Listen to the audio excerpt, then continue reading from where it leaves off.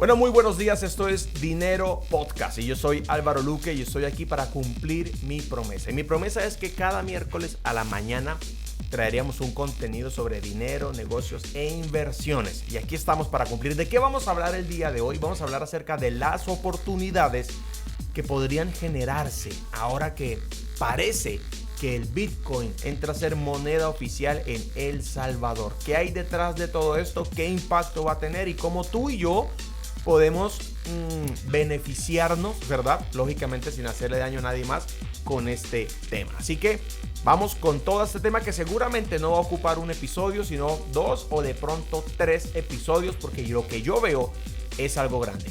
Comencemos. Dinero Podcast con Álvaro Luque. Bueno, muy buenos días, Said Durán, aquí estamos en Dinero Podcast, bienvenido de vuelta, Chóquela. Hola Álvaro, buenos días, después de no sé cuántos programas vuelvo a aparecer. Sí, ahí estaba detrás de cámaras, pero ya volvió Said, ya su bebé nació, no mentira, eso es broma, pues de pronto es un pronóstico. El tema que tenemos hoy, Said, acerca de lo que está pasando en El Salvador, y yo estoy viendo oportunidades, aunque la gente esté diciendo que tú y yo, Lucas, estamos locos.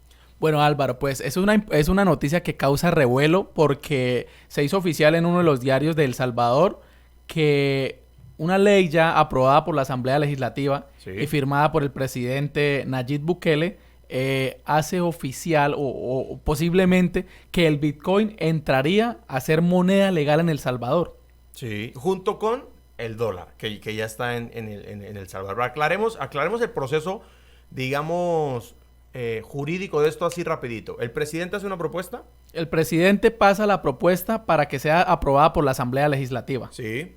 La Asamblea Legislativa la aprueba. Sí. Y nuevamente el presidente pues da su firma, pero hay 90 días para que entre en vigor esa ley. O sea, ya la Asamblea aprobó. Correcto. Ahora hay que esperar 90 días y el presidente hace el check final. Sí. Y se empieza a implementar.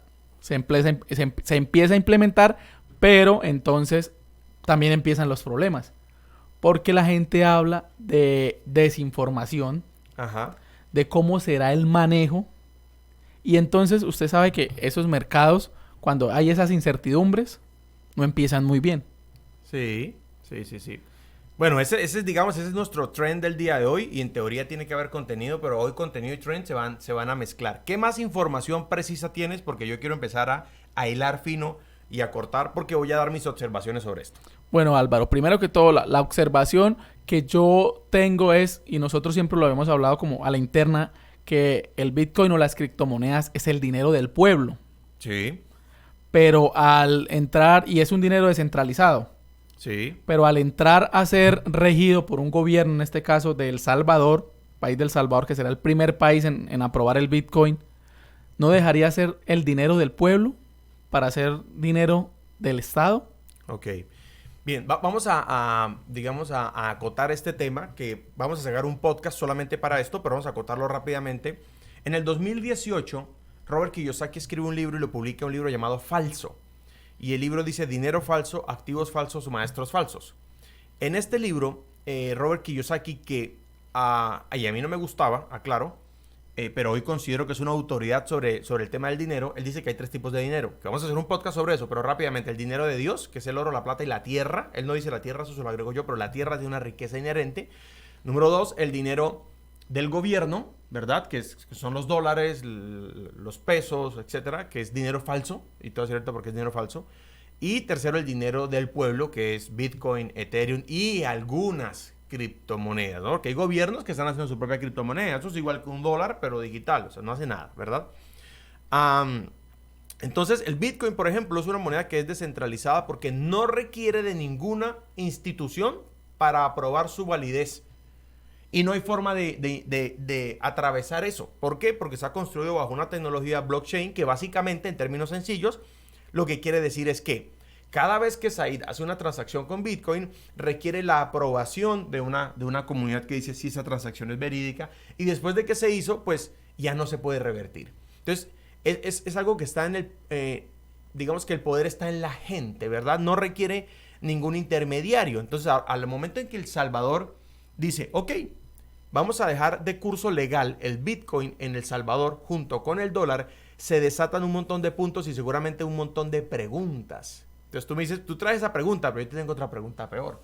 O sea, hoy es el podcast de salir con dudas. Hoy no les garantizo respuestas, pero sí muchas preguntas. Yo haría las siguientes preguntas. O bueno, antes de la pregunta hacer una observación. Es que esto que El Salvador está haciendo no es nuevo. El Salvador ya lo viene implementando en una zona pequeña de El Salvador. ¿Me hago entender? Por eso ustedes ven en Twitter que ya hay chacitas que dicen que se reciben bitcoins. Eso es en una playa, en un sector del Salvador, ya se estaba haciendo esto. Entonces no es totalmente nuevo. Por eso en Twitter aparece un tipo que compra un aguacate con bitcoins en El Salvador y hace toda una nota y Nayib Bukele, que es un experto publicista, pues coge y le da bombo a esto. Pero ya se venía haciendo un ejercicio pequeño. Ahora se viene a hacer el ejercicio más grande. Pero la pregunta que yo tengo, Said, es ¿quién está detrás de esto? Es decir, es que mire lo que ocurre acá. Hay un montón de enemigos de esto. El primer enemigo es el Fondo Monetario Internacional, ¿verdad? ¿Por qué? Porque usted le está diciendo, venga, Fondo Monetario, se lo voy a decir en el ejemplo más cruel que puedo hacerle.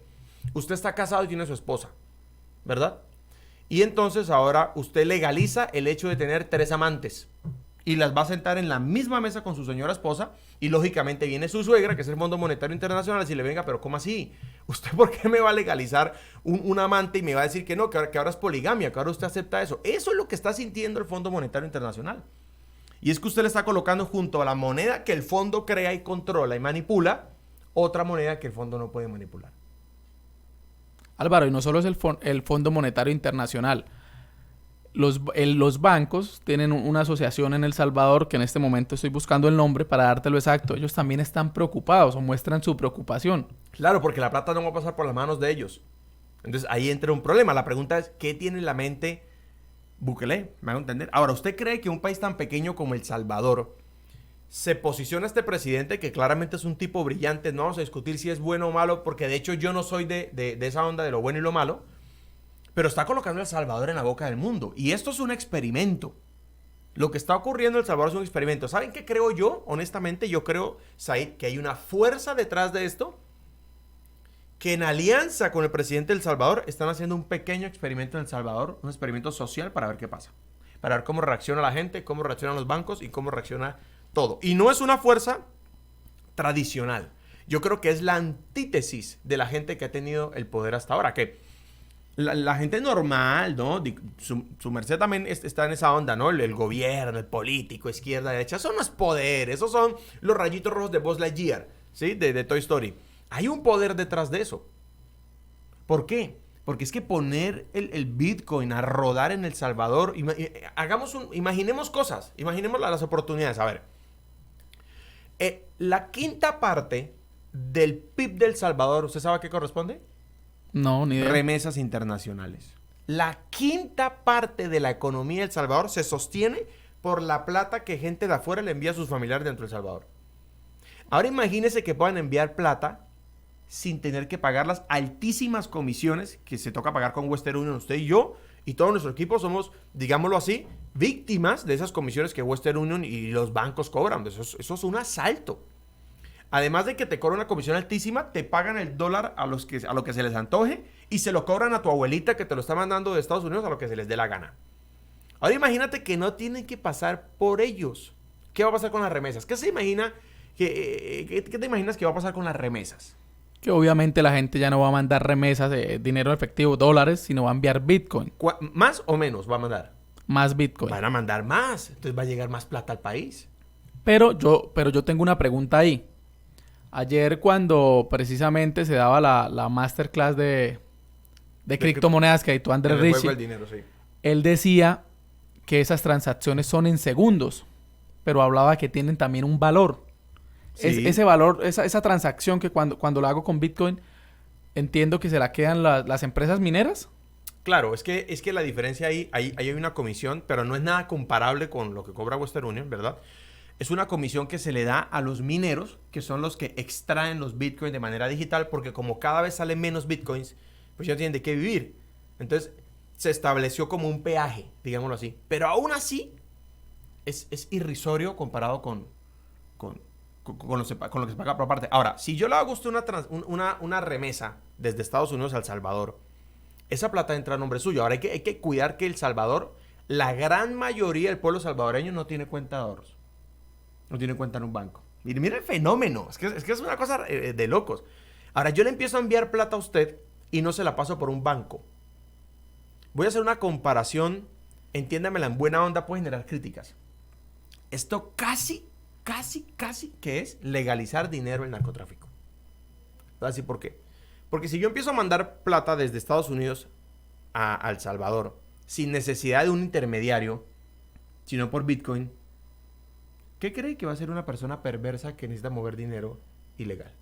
Pasarlo todo por El Salvador. Lo va a pasar todo para El Salvador.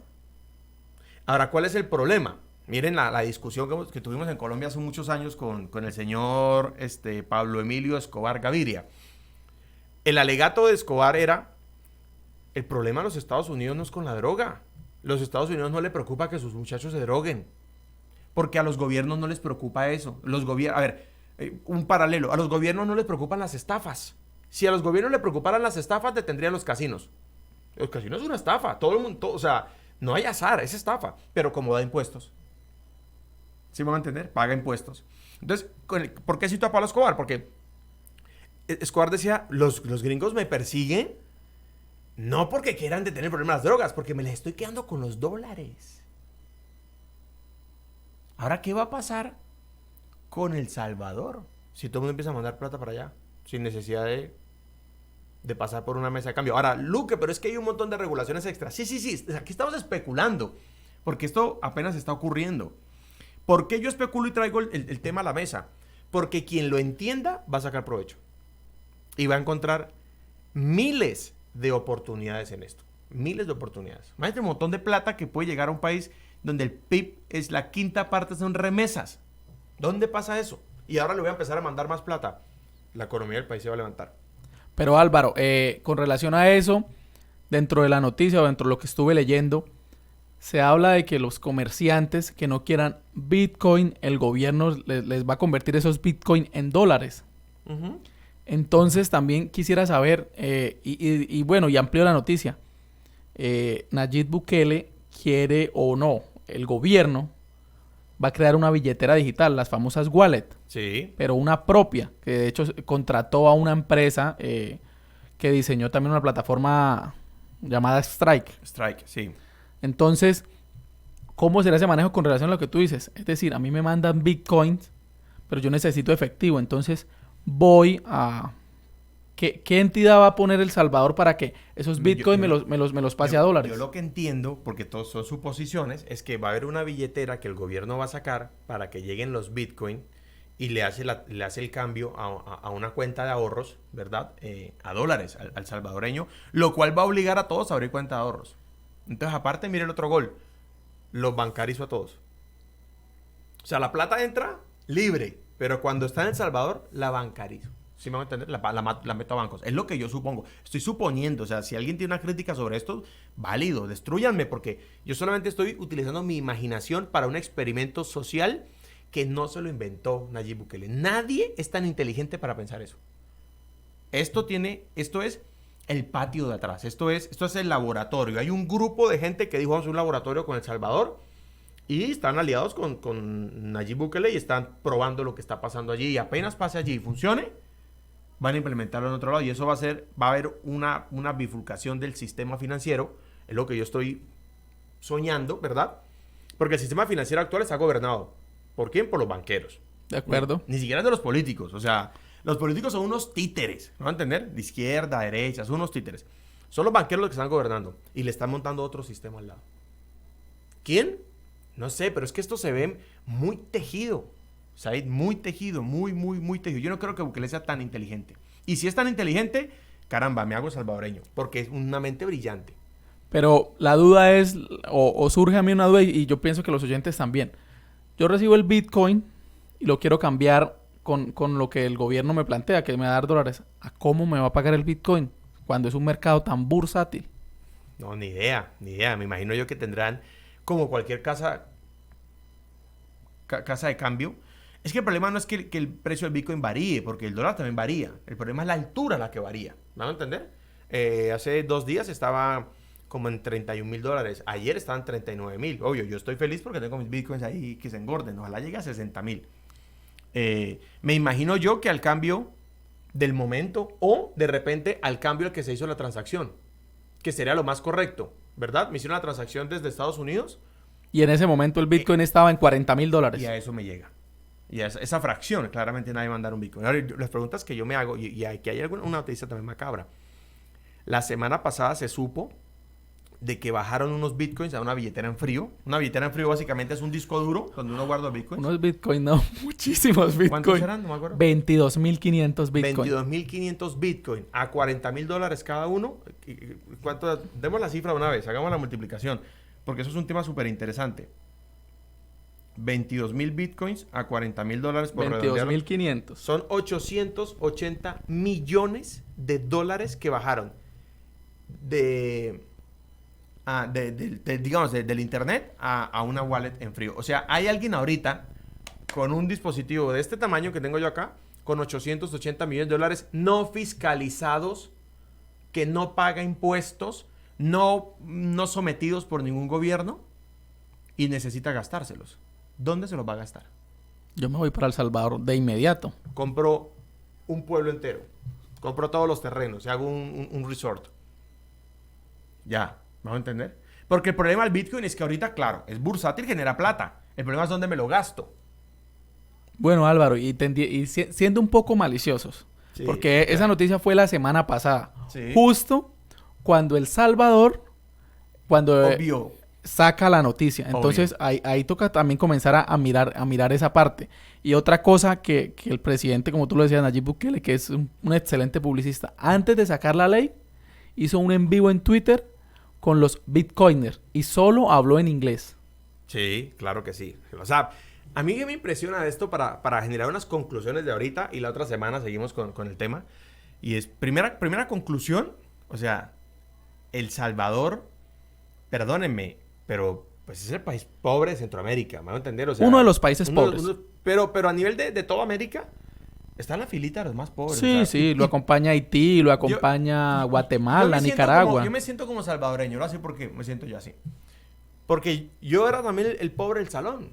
El pobre, el gordo y el de gafas. Y luego pasar a estar en boca de todo el mundo. O sea, dejan de hacerte bullying por ser el que gobierna el bullying, ¿sí me van a entender? Entonces, eso yo se lo abono al presidente. O sea, coger un país de la nada y ponerlo en boca de todo el mundo, se popularizó el país. O sea, nadie sabía. O sea, yo nunca había ido a Google a ver las fotos del Salvador. Hasta ahora. ¿Usted había ido a Google a mirar El Salvador, fotos, playas, qué hay para hacer? Para nada. De hecho, conocí o El Salvador y quise indagar más por su presidente, porque lo comencé a seguir en las redes sociales y veía todas las cosas buenas y positivas que estaba haciendo por el país. Entonces, primero, el posicionamiento. Segundo, ¿qué fuerza hay detrás de todo esto? Ahora, conclusión número 3, que es a donde quiero llevar el podcast de hoy, que yo sé que no quedó ningún tema resuelto, quedaron puras preguntas. Luque, ¿usted por qué dice que hay oportunidades? Yo creo que hay una mega oportunidad. ¿Por qué? Porque siempre que hay un cambio, se generan oportunidades, aunque el cambio fuera malo. Siempre que hay un cambio social, se generan oportunidades. Este ejemplo siempre lo ocupo. Imagínese usted una ciudad donde no existen los carros. La gente anda a caballo, ¿verdad? Y aparece un loco y dice que tiene un modelo T, un tal Ford, y viene a traer carros para reemplazar los caballos. Entonces la gente empieza a dejar de utilizar su carruaje y empieza a comprar automóviles, ¿verdad? Un automóvil. Pero una semana después se dan cuenta que, caramba, ¿y el combustible? Entonces seguramente alguien vende combustible, pero luego se dan cuenta que desplazarse por toda la ciudad para llegar a un solo lugar no es negocio, así que pongamos más estaciones de servicio. Y cuando las calles se saturan de vehículos, se dan cuenta que la carretera donde andaban los carruajes ya no sirve para los automóviles. Entonces el gobierno tiene que implementar un sistema de vías diferente. Hay que asfaltar, hay que hacer algunos cambios. Seguramente antes eran piedras, como ocurre aquí en este pueblito donde estamos. Y luego de eso el gobierno dice, caramba, hay demasiados carros. Y atropellaron a una señora, ¿pero qué carro fue? No sabemos, todos son negros. Porque Ford, los primeros carros que sacó, todos eran negros. El carro negro que mató a la abuelita de la esquina, nadie sabe. Toca ponerles placa. Entonces les ponemos placa y les cobramos impuestos. ¿Sí van a entender todo lo que se genera? ¿Qué es lo que va a pasar con las bicicletas en Bogotá? Bogotá, Colombia, tiene muchísimas bicicletas. Toca ponerles placa y toca ponerles impuestos porque están dándole un golpe. Eso sí es un sistema de protesta. Eso sí es un buen sistema de protesta. Ahora, a usted que lo usan las protestas, le están dando un golpe al Estado porque dejan de utilizar carro, de pagar peajes, de pagar combustible, de contaminar por irse en bicicleta, que nadie controla, que no paguen impuestos. Entonces el Estado tiene que voltear a mirar e implementar un sistema de numeración de las bicicletas. De Ahí me desviaría un poco del tema, pero Ámsterdam, que es una ciudad que casi que su mayoría anda en bicicleta, no está regida por eso que tú estás comentando. Me desviaría un poco el tema, pero... Sí. Lo que pasa es que pues es que el vecino, los hijos son de ojos claros y son rubios, ¿no? Y comen decente y hablan 3 idiomas. Julieta riega las azucaritas, o sea, es otro estrato. ¿Sí? ¿No? La gente dice, ay, es que en tal país, váyase. Esto es Latinoamérica, vamos a entender. Aquí es la ley del salvaje, la ley de quién roba a quién. Aquí es donde estamos. ¿Sí? Vamos a entender. Entonces, uno dice a comparar con ellos y mira, claro, seguramente pasa eso, pero también pasa que seguramente los ciudadanos pagan impuestos. Sí, no estoy enterado del tema, pero seguramente sí. Nosotros los latinos protestamos por impuestos que no pagamos. Sí, me hago entender, porque aquí todo el mundo juega a evadir impuestos, pero eso es otro tema. A lo que yo voy es que cada cambio genera oportunidad. Yo le pondría mis ojos a esa situación de forma microscópica. Luke, ¿exactamente qué oportunidad está viendo? No sé. Pero este año voy a ir a El Salvador. Yo quiero ir a ver qué pasa. Yo quiero ir a ver la gente cómo se comporta. Quiero ir a ver qué ocurre. Imagínese usted, nada más la venta de billeteras en frío en El Salvador. Y ahora casas de cambio de criptomonedas. Ya no solo Western Union, sino casas de cambio. Le cambio criptomonedas por efectivo para que no tenga que meter la plata a un banco. Porque el gobierno le va a poner impuesto a esto. Tampoco son pendejos. Va a quitarle la plata a Western Union y se la va a quedar él. Algo tiene que hacer. Pero no puede rodar plata por el país sin que el gobierno se beneficie. Pero eso que tú mencionas no traería... Yo sé que la economía mejora, pero ¿no traería desempleo? ¿Por qué? Porque vamos a acabar con las remesas, que es la quinta entrada. Eso, obviamente... Va a cambiar de dueño el negocio. El negocio va a estar. Solo que ya no va a pasar por las casas de cambio tradicionales. Va a cambiar por las empresas de remesas tradicionales. Va a cambiar de dueño y se van a incrementar, se van a elevar. ¿Por qué? Porque es más barato hacer remesas. Ok. Y la otra pregunta que traía era... En esa parte de wallets, de billeteras...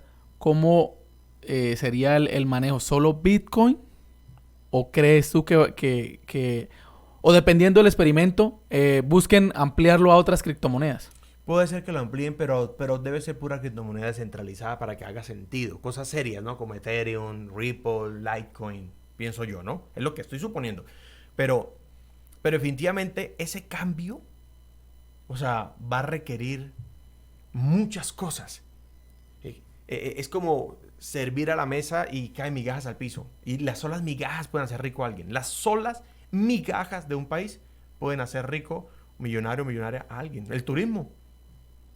Bueno, Álvaro, y un cambio político, es decir, vamos a hablar de que Nayib Bukele cambia el gobierno de El Salvador. Eso podría derivar también en...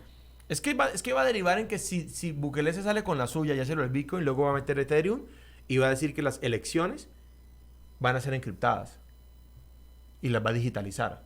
Y eso las hace más serias, mucho más serias. Y ¿sí, volvería a ser un país pionero porque sería el primer país en... Ya hay elecciones digitales. Venezuela vota digitalmente, sí, pero no con blockchain, exactamente. Entonces sería otra vez un país pionero. Claro, el man va a poner... O sea, esto es la punta del iceberg. Además, yo he manejado campañas políticas.